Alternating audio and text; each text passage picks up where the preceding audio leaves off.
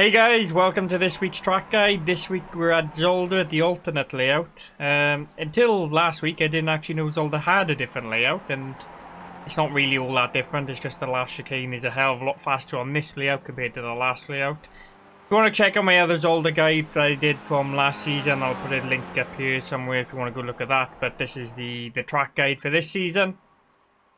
Remember guys, if this video helped you out, please remember to hit the like button just below the video, and if you're not subscribed to the channel, please subscribe as well. By the time this video gets published, we'll probably be just about hit 1500 followers, so thank you very much. Right, let's get into it. So the weather for this week then. Date and time set to what the official session is going to be set to next week. Track is currently sitting at 20 degrees. And the setup. I'm using my normal Zolder setup. It's quite a low SPO compared to what some other people may use. 54% brake burst, minimum tyre pressures all round as always, 8 on the anti-roll bar as always. And then I got the SPO set to 3, just because I like to drive on a stiffer and lower setup. Some people this week may be using the monster truck setup and using -4 on both sides of the SPO. I find that through the first 3 or 4 corners of Zolder, the 3 SPO is a lot faster, but then you lose time because you can't be so aggressive over the chicanes later on in the lap. Whereas if you use -4, you're slower in the first sector and faster through the chicanes in the second half of the lap. So I will put both setups on my Discord if you want to join and go grab them. There's a link in the description to that, as well as the B-lap, O-lap files and all the other stuff I normally upload for these track guides. Try both setups and see how you get along with both. But this lap was done on 3, and I'm probably going to be using a 3 SPO for most of the week. I may try a -4 in a race, but I don't really get along with using the -SPO setups. The car's too just doesn't feel right for me, and it just doesn't feel as responsive on turning in when using that sort of setup. But as I said, guys, get into practice, give both setups a try, and use what you think's best for you. Okay then guys, the lap we're going to have a look at this week is a 140.355. I haven't had much time to do much practice this week, so this is the best lap I could do, but times are definitely going to be quicker this week, I think, and definitely expect to see sometimes into the 139s in top split. Okay then, as we come down across the start-finish line up towards first turn, we're going to move the car over to the right-hand side of the track. I think I get really close to the wall here. As we come up, if I just go back to cockpit view a minute. What I'm looking at is this change of colour in the tarmac here, and this is what I'm using as a brake marker. I'm also looking at these white zeros because you can see them easier from further back on the track. So it's this third white, not the best marker in the world. I don't really look at this, but it is a reference you can use when you're learning the track. I tend to use this where the colour changes on where the tarmac gets dark on the track, where it's more of a better brake marker for me. Okay, as we come up towards it, we're going to go from 5th gear, just hitting it there, dropping the car into 3rd, and then as we hit this white pillar, this is where we're going to start to turn into the corner. As we turn in, we're just going to trail off the brakes a little bit into the corner, and then it's a little bit of a coast before we, you can see I'm just steadily starting to get back on the throttle. You can see how tight I am to this corner here. And then you can use all of this curve on the inside. You can use more than this. If you use any more than this, then you probably get an off track, but you can technically drive straight across this corner and just take an off track. I haven't managed to get a slowdown from this corner myself, but I have had quite a few off tracks from cutting this corner too much. So use all of the curb and then let the car drift that wide. You see I'm back to 100% throttle. If I just go back here so you can see the full trace, turning the car in, you can see 50% throttle, and then when the car gets off that curve and stabilizes a little bit, then we're back to 100%. And then we're going to use all of this curve on the outside, including the green stuff. Careful of dipping your tyres into this dirt here. When you're on 100% throttle and you dip some tires in this dirt. I'm okay here, but any more than this and it can cause you to lose the back end of the car. Okay, we're immediately going to bring the car back over to the left hand side of the track. We're going to have to go up in the 4th gear. I'm going to get tight to this left hand side. You can see I've got a little bit more room that I could use here to really open up this next corner. Turning the car in. I just go to cockpit view. So what I do, as we come up towards the corner, we're 100% throttle. As you can see, I'm turning in towards the corner already. And then as the car as you can sort of get the car in line with this sort of bit of track, is when we're going to start braking. So again, not the best brake marker in the world, but this is just what I look at. Once you've done a couple of laps, you get used to it anyway. Especially if you did this last season. It's exactly the same sort of corner as last season. But you can see as we turn the car in, and when the car gets sort of straight again is when we're going to lift off the brake, start the brakes. You really don't need much braking into this anyway. We're just going to come off the throttle, drop the car down to the 3rd. This is probably too much braking into this corner. You really only need a slither of brake just to help rotate the car into this corner. And then you can ride this curb through there if you need to. You don't really need to use the curb, but you can gain a little bit of time touching it. And then you can come out all the way out wide here. You just want to be a little bit careful of these rumble strips. You can run onto this curb, but as soon as you hit these rumble strips, you're going to lose a lot of time. So, don't run wide. Pretty much. Next corner's flat out. Just bring the car to the right hand side. We're going to go up into 4th gear. We're going to use the curb here as well. Short to shoot, and then let the car come back to the left hand side. Going to bring the car all the way over to the left hand side of the track. Yeah, I'm on the white line here. You can probably even get on this little bit of tarmac. No brakes needed for this corner. You can see I'm just off the throttle. Just as we get to the end of this bit of tarmac here is where we're going to get off the throttle and start turning the car in. Coming up towards it. Just as we hit it off the throttle, no brakes needed. I should say though that some people tend to like to run a little bit later into the corner and then dab the brakes to turn the car in later. I find you gain more time by not using any brakes at all, turning a little bit earlier into the corner.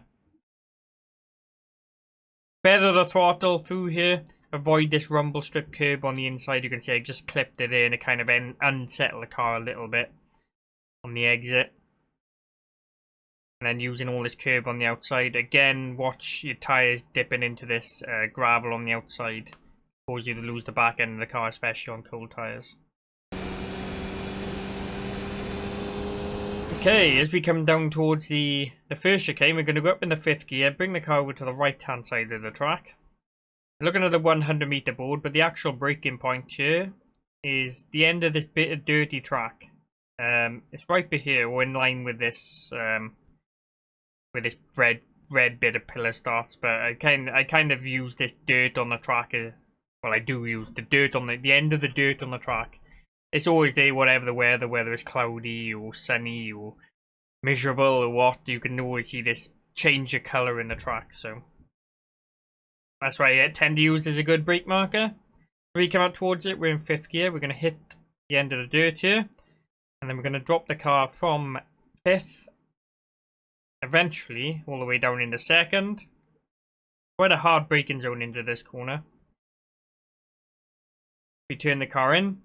And we're going to avoid these blue sausages on the entry. You want to use this little bit of the curb here, as I've done here. You see I'm very close to the sausage, but you don't actually want to hit it. If you hit this bit of sausage, then you're going to lose time because you're going to unsettle the car through the corner. So what you're aiming for on the turn in, you turn the car in, you're aiming to just clip the inside of this curb here without actually hitting the sausage. And then you can straighten the car up, and you should be, when you hit this, as soon as you hit this apex, you can see I'm immediately back to 100% throttle. And then as soon as you hit that, you can immediately straighten the car up and then drive down. Basically straight through this corner.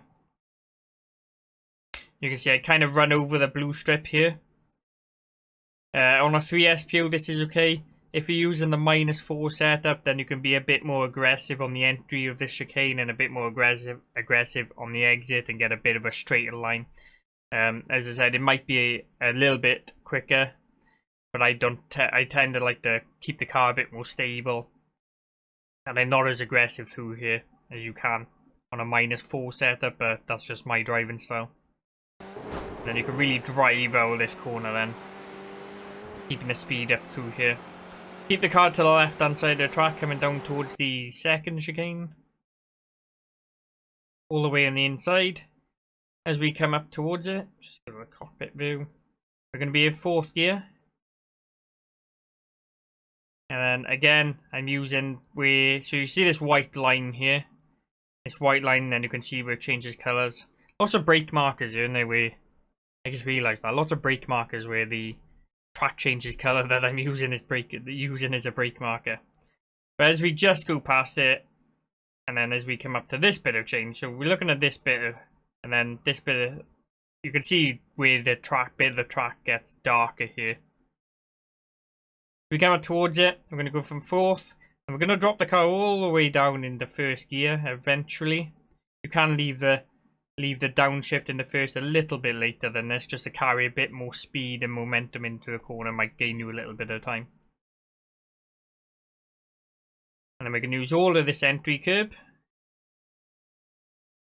You can see I'm just running over these blue sausages. Again, if you're using the -4 setup, you can be a lot more aggressive through here and the car kind of feels a little bit more stable and planted.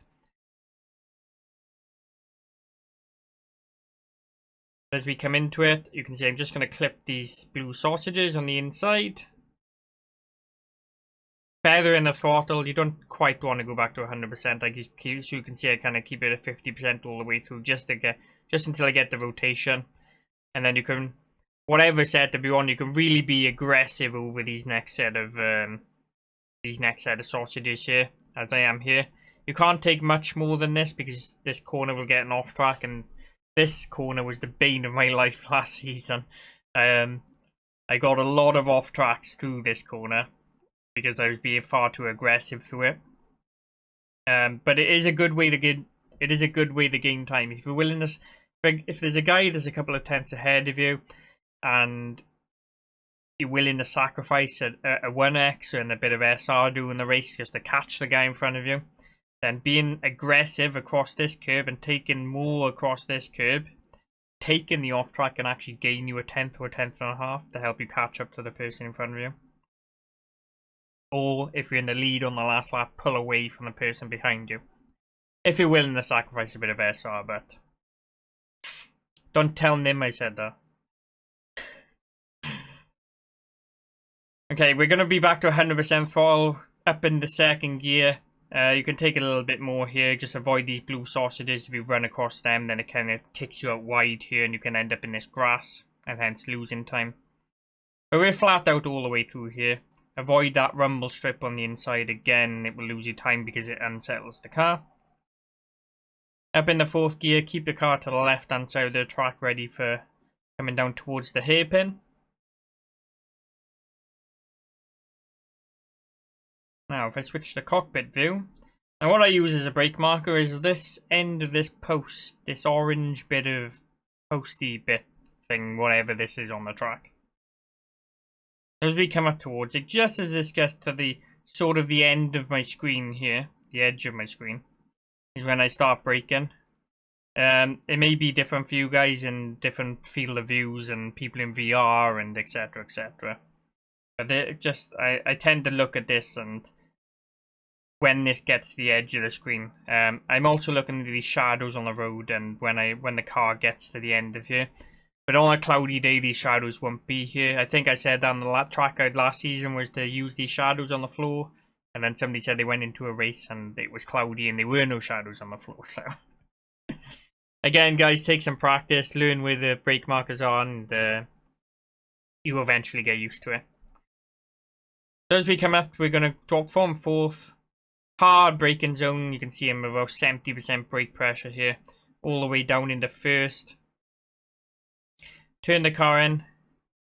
I'm going to trail off the brakes into the corner. really keep it tight on the inside here. And then when you get about halfway through, you can see when you get about halfway through, you then immediately back to 100%, and then get a good drive out of this corner.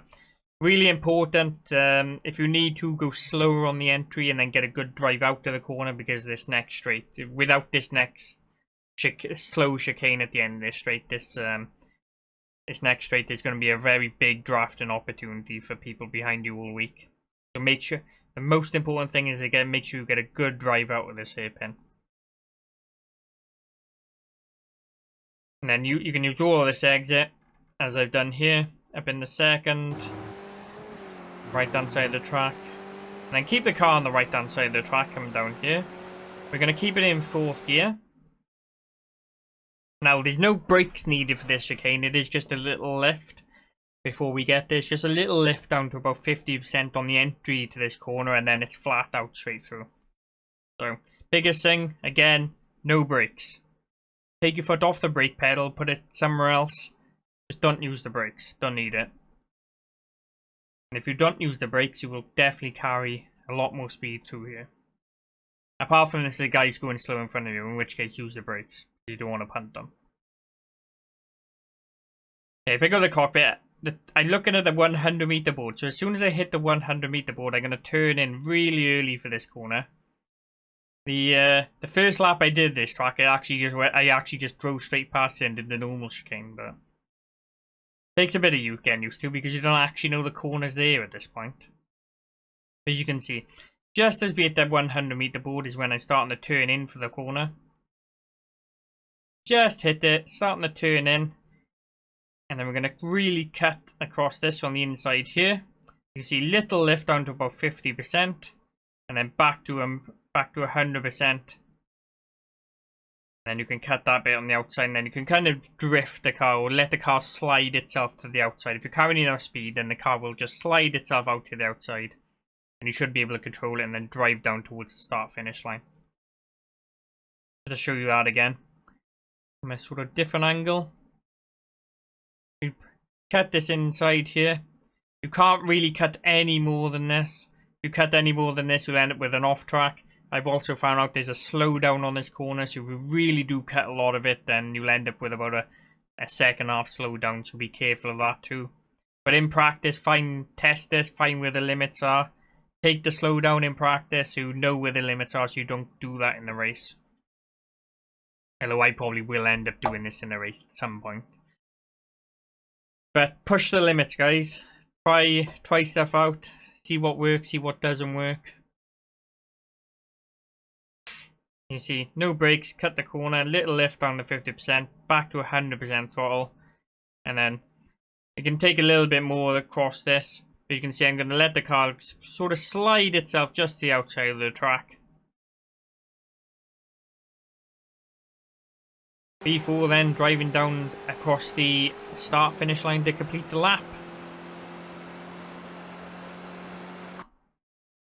So, there we are, guys, another track guide done. Hope it helps out. If it does, please remember to hit the like button below the video. And if you're not subscribed, subscribe to the channel too. And I haven't said it for a while, but I stream 5 days a week over on Twitch. Link is up here, and there's a link in the description as well. Twitch.tv/BenEvs. We are very much pushing for that Twitch partner at the moment, and 75 average viewers. I stream 5 days a week, so you guys can pop over there, drop a follow on the stream, come by when I'm live, say hello, etc, etc. It would really help out, and I really appreciate it. Thanks very much, guys. Have a good week. I'll see you on the track, no doubt, and I'll see you next week.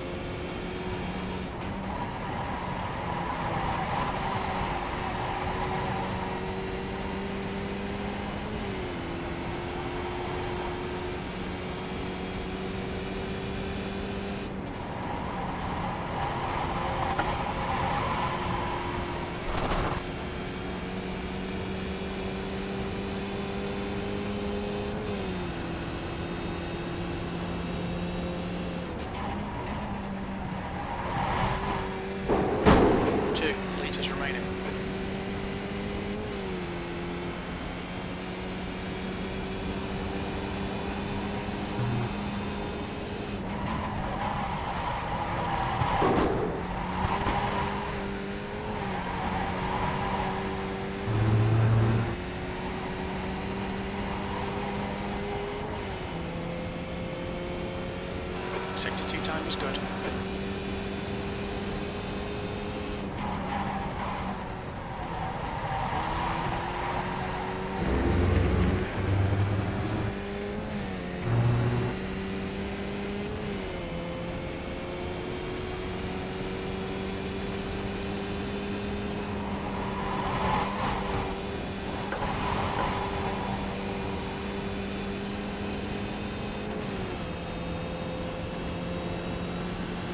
That was at 114.36. Sector 3 time was quick.